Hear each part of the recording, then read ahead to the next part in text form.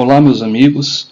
Essa é a primeira palestra que nós gravamos para apresentar aqui no canal da CBM no YouTube. E a ideia aqui é nós trazermos alguns temas que abordaríamos na nossa casa para que possam ser exibidos neste canal e ficar à disposição dos trabalhadores, dos frequentadores, das pessoas que vêm até a nossa casa, a Sociedade Espírita Bezerra de Menezes, e a qualquer outro interessado. Espero que possamos atingir aqui o objetivo de trazer um pouquinho da luz do Evangelho para todos nós. Hoje eu vou apresentar aqui um tema extraído do Evangelho segundo o Espiritismo, para que nós possamos falar um pouquinho sobre o perdão. Começaremos então a falar sobre o perdão das ofensas, que é um tema que será extraído do capítulo 10, dos bem-aventurados os que são misericordiosos. É um capítulo que fala sobre o perdão, entre outros temas. Então nós fizemos aqui uma síntese sobre esse capítulo, uma reflexão, na verdade, em torno do assunto, mas de uma maneira bem sucinta. E é óbvio que esse tema ele tem outras oportunidades, né? Nós temos outros caminhos aqui a seguir, nós optamos por um, no qual nós iremos apresentar para vocês. Para começar, nós vamos pegar aqui os dois itens que estão no Evangelho segundo o Espiritismo, no capítulo 10, extraídos do Evangelho, de Mateus, capítulo 5, versículo 7, bem-aventurados os que são misericordiosos, porque obterão misericórdia. Se perdoardes aos homens as faltas que cometerem contra vós, também vosso Pai Celestial vos perdoará os pecados. Mas se não perdoardes aos homens quando vos têm ofendido, vosso Pai Celestial também não vos perdoará os pecados. Este extraído de Mateus, capítulo 6, versículos de 14 a 15. E aqui nós já começamos a fazer uma reflexão, porque nós temos, aqui destacado em vermelho, vosso Pai Celestial também não vos perdoará os pecados. Quando nós fazemos uma análise do Velho Testamento, nós encontramos ali a imagem de um Deus vingador, um Deus que castigava, que condenava. Essa imagem aqui ela representa a fuga de Ló, sua esposa e suas duas filhas, isso é do Velho Testamento, da cidade de Sodoma. E Deus ordena que eles não olhem para trás. E a esposa olha e ela é transformada em sal. Essa é uma história já conhecida da grande maioria, mas apenas para retratar, dentre outras histórias que nós temos no Velho Testamento, um Deus que castigava, um Deus vingador. Porém, com Jesus é diferente. Quando Jesus apresenta a imagem de Deus para nós, ele apresenta a imagem de Deus Pai. E o melhor lugar onde nós podemos ver isso é na oração que ele nos ensina. Pai nosso que estais nos céus. Então ali nós temos a imagem de Deus invertida. É uma inversão de 360 graus, onde Deus deixa de ser aquele Deus vingador e passa a ser um Deus Pai. Um Pai que cuida, um Pai que ama, um Pai que zela pelos seus filhos. E aí nós vamos fazer uma pergunta aqui. Deus perdoa? Porque naqueles dois trechos que nós lemos do Evangelho de Mateus, falava que Deus também não perdoaria os vossos pecados se você não perdoar. Mas Deus perdoa? É algo para a gente refletir. Olha aqui em Mateus capítulo 12, versículo de 31 a 32. Portanto vos digo, todo pecado e blasfêmia se perdoará aos homens, mas a blasfêmia contra o Espírito não será perdoada. Se alguém disser alguma palavra contra o Filho do Homem, isso lhe será perdoado. Mas se alguém falar contra o Espírito Santo, não lhe será perdoado nem neste mundo, nem no vindouro. Essa passagem eu trago ela aqui para juntar-se aquelas outras duas que nós lemos, que são a abertura do capítulo 10, e aqui aparece de novo a palavra pecado. De novo essa palavra, é uma palavra que incomoda, a gente ouvir essa palavra. Então eu trouxe aqui a definição de pecado, assim como está no dicionário. Transgressão de preceito religioso. vício, culpa, falta. Para nós, na doutrina espírita, pecado é a transgressão das leis de Deus. Então, toda vez que as leis de Deus são transgredidas, nós estamos em pecado. E da passagem de Mateus, essa última que eu li, concluímos que existem então duas categorias de pecado. Uma que faz jus ao perdão e outra que não faz. E aí nós somos de novo remetidos a essa palavra. Deus perdoa? Será que Deus ele tem a necessidade de perdoar? E para representar isso, eu vou aqui trazer na forma de uma história rápida, de uma ilustração. Pode parecer até muito inocente, ou muito até absurda, mas para que a gente possa representar e entender melhor esta questão se Deus perdoa. Vamos imaginar um casal com uma criança pequena, recém-nascida, e esse bebê acorda de madrugada, chorando, e neste episódio nós sabemos que quem vai levantar é o pai, para verificar o que aconteceu com a criança. Levanta o pai, óbvio que não, levanta a mãe, o pai levanta ali para ajudar, olha-se o bebê, verifica-se que a fralda dele está suja. Troca-se a fralda, dá de mamar, embala-se o bebê e ele volta a dormir. Isto de madrugada, aqueles pais estão cansados, a mãe com um bebê recém-nascido, o pai ainda trabalhando. Passa 5 minutos e esse bebê acorda novamente. Levanta o casal, vão verificar o que aconteceu e o bebê está com a fralda suja novamente. Aí esse pai e essa mãe estão tão cansados, tão esgotados, eles olham para aquele bebê e dizem: eu não lhe perdoo por você ter feito isso. Nós acabamos de trocá-lo, de deixá-lo limpo, e você suja as fraldas de novo. Nós não perdoamos você. Eu falei que traria uma história que poderia ser muito absurda. Faz sentido isso? Aquele bebê é inocente. Aquele bebê não sabe o que faz. Agora imagine esse bebê crescido, aos seus 17, 18 anos, morando ainda com seus pais. E este bebê chegando, bebê não mais, esse jovem chegando de madrugada na sua casa e assusta os pais acordam e encontram um rapaz embriagado, alcoolizado, num estado lastimável. Agora, este jovem sabe o que faz? Então, essa é a diferença do perdão que faz, ou melhor, do pecado que faz jus ao perdão e daquele que não. Está no fato de sabermos daquilo que estamos fazendo, do erro, da transgressão às leis de Deus, o pecado, que é cometido com conhecimento de causa. Muito será pedido àquele a quem muito foi dado. Então, quem tem o conhecimento é responsável quando transgride as leis de Deus. Vamos voltar para os nossos slides. Então a palavra aqui, a pergunta aqui é: Deus perdoa? Deus perdoa? Mateus capítulo 6, versículos de 14 e 15. Porque, se perdoardes aos homens as suas ofensas, também vosso Pai Celestial vos perdoará a vós. Se porém não perdoardes aos homens, tampouco o vosso Pai perdoará vossas ofensas. De novo aqui, nós temos essa distinção do perdão de que Deus não perdoará. Deus perdoa? Deus não tem necessidade de perdoar porque Ele não se ofende. Quem se ofende é quem precisa perdoar.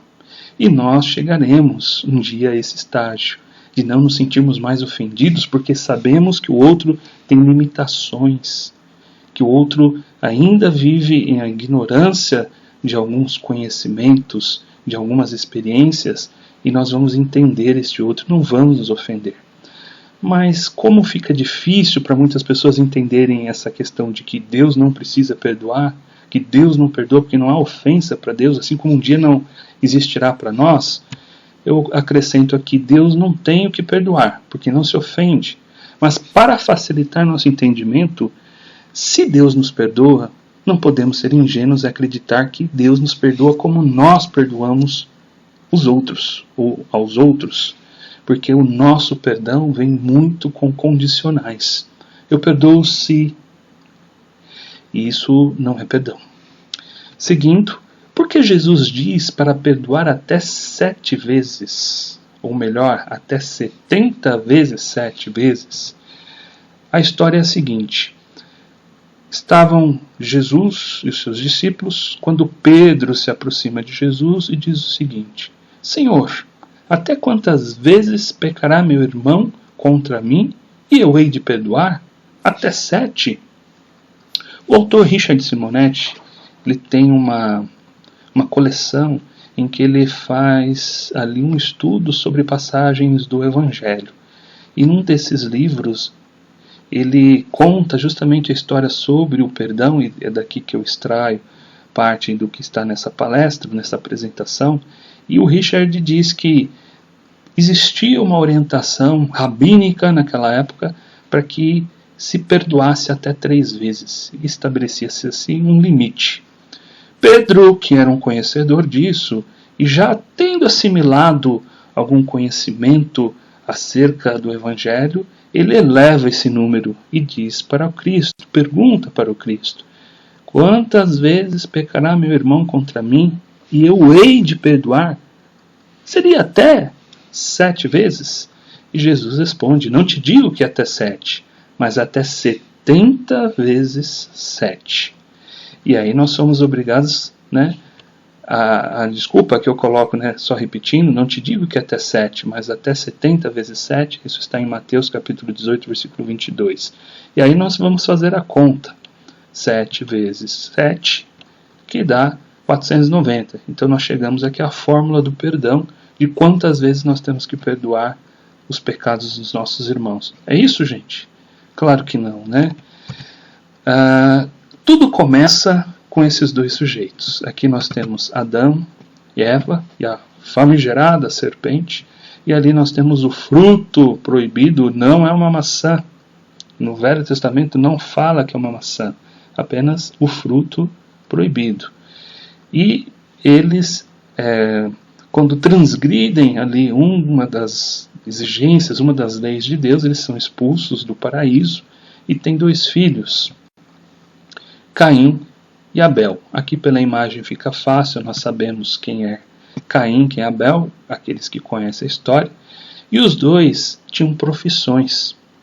Abel era pastor e Caim, ele era agricultor.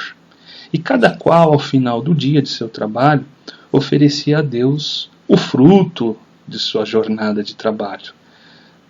Abel sacrificava os animais para Deus. Caim oferecia o fruto do seu trabalho na agricultura. E como eu disse, no Velho Testamento, nós temos ali uma imagem de Deus que Jesus inverte. Deus tinha preferência por um deles, e era Abel. Caim, enciumado, então, ele mata seu irmão. Deus, então, pergunta para Caim: o que aconteceu com seu irmão? E ele diz: não sei o que aconteceu com meu irmão, eu não sou responsável por ele. E aí Deus fala: eu sei o que você fez. Você então deverá ser expulso daqui desta região e deverá ir embora.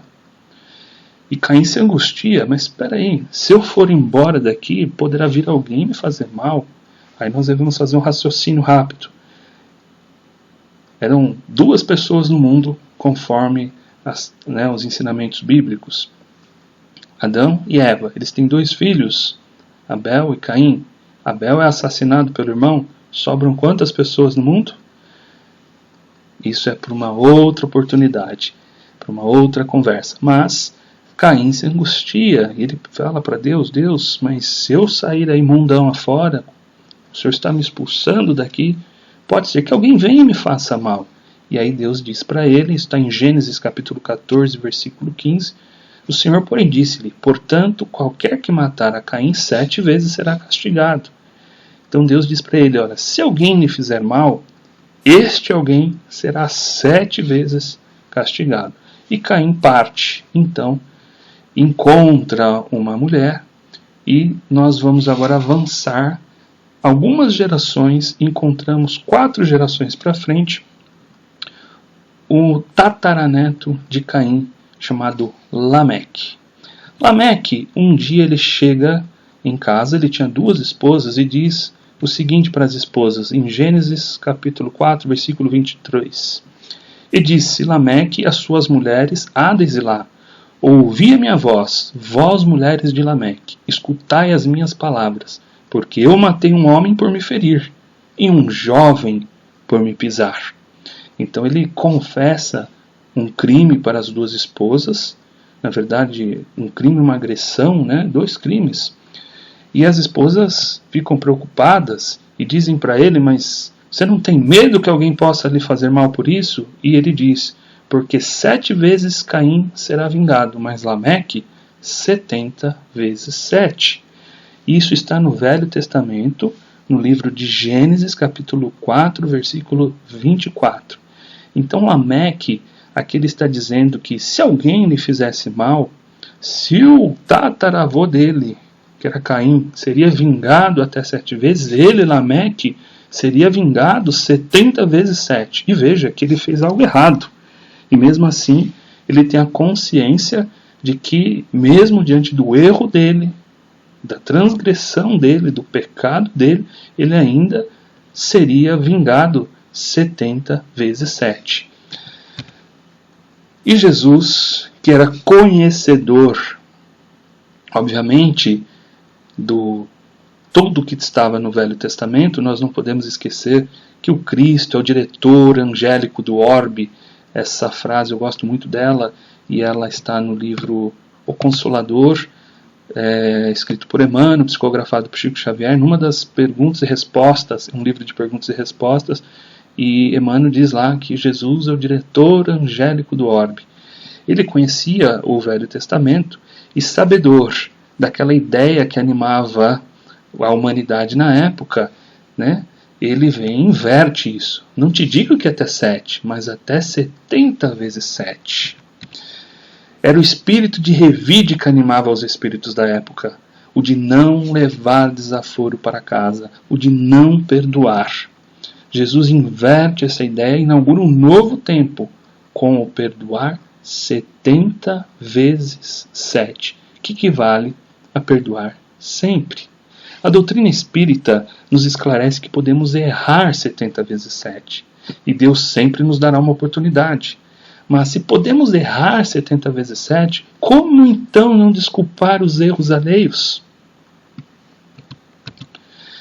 Perdoarás, mas sem limites. Perdoarás, aqui tem um erro, cada ofensa que te seja feita frequentemente. Ensinarás aos teus irmãos este esquecimento de si mesmo que os torna invulneráveis contra o ataque, os maus procedimentos e as injúrias. Isso está no Evangelho segundo o Espiritismo, capítulo 10, item 14.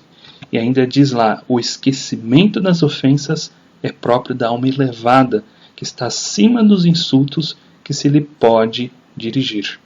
Queria acrescentar aqui, porque quando nós falamos de perdão, em muitos momentos tentam se associar a palavra esquecimento ao perdão. Perdão não é igual a esquecimento. Aquele que é ofendido, que é magoado, que é vítima de algum erro e por isso se sente prejudicado, se sente indignado, magoado com a situação que o outro lhe fez, ele pode perdoar, mas ele nunca mais vai esquecer. Acontece que esquecimento e perdão não é igual, porque nós podemos lembrar, mas aquilo não dói mais na gente, aquilo não ofende mais a gente, nós não nos sentimos mais mal com aquilo que nos foi feito, porque nós entendemos, compreendemos, relevamos, desculpamos, perdoamos o nosso próximo.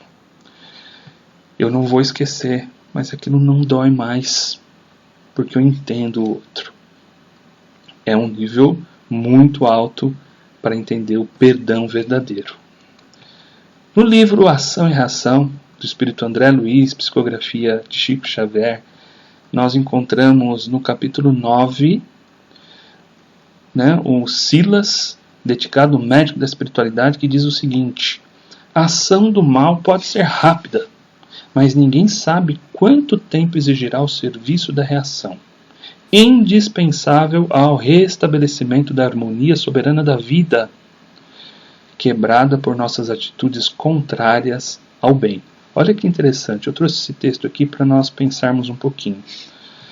O que acontece quando um copo cai no chão? Quando um copo cai no chão, um copo de vidro, ele quebra, estilhaça e espalha para todos os cantos. Ele espalha para todos os cantos. Aquela pessoa que quebrou vai ali se ocupar com a limpeza do chão, do ambiente onde o copo quebrou, com uma preocupação para que não sobre ali nenhum caco de vidro, porque é perigoso para alguém pisar, e ela vai varrer ali com cuidado, vai tirar toda aquela sujeira. Correto? Mas acontece que muitas vezes vai passar 1, 2 semanas e ainda assim, fazendo a limpeza daquele ambiente, nós poderemos encontrar ainda algum resto daquele copo, algum caquinho daquele copo. A ação do mal pode ser rápida, mas ninguém sabe quanto tempo exigirá o serviço de reação indispensável ao restabelecimento da harmonia soberana da vida, quebrada por nossas atitudes contrárias ao bem. Quando nós transgredimos as leis de Deus, quando nós falhamos, quando nós erramos, quando nós pecamos contra nós mesmos ou contra o nosso próximo, é o copo que quebra. Essa ação do mal é rápida, assim como um copo caindo no chão e quebrando. E ela é rápida e se espalha. Agora, o serviço de reação indispensável para restabelecer a harmonia já é mais demorado. A limpeza daquele ambiente onde quebramos o copo não é tão rápido como o ato de quebrar. Demora ali para nós limparmos. E como eu disse no exemplo, mesmo após semanas, nós ainda estaremos sentindo o efeito daquela ação do copo quebrando. O que é mais difícil? Perdoar ou pedir perdão? O que é mais importante? Perdoar ou pedir perdão? Quem pede perdão mostra que ainda crê no amor. Quem perdoa mostra que ainda existe o amor para quem crê. Mas não importa saber qual das duas coisas é mais importante. É sempre importante saber que perdoar é o modo mais sublime de crescer. E pedir perdão é o modo mais sublime de se levantar. Nós estamos partindo aqui para o término dessa explanação e eu trouxe essa reflexão aqui sobre o perdoar ou pedir perdão, logo após esse exemplo que eu dei do copo quebrado, da ação do mal, do tempo para corrigir aquele mal, porque o perdoar ou pedir perdão é necessário.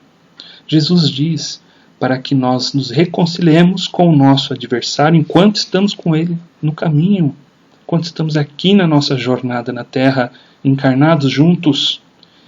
O perdão, ele é necessário para a nossa paz, para a nossa tranquilidade. O perdão vem combater o orgulho, a vaidade, o egoísmo. É para que nós façamos aqui então uma reflexão como que nós estamos entendendo o que é perdoar e como estamos colocando em prática o perdão. O perdão não muda o passado, mas engrandece o futuro.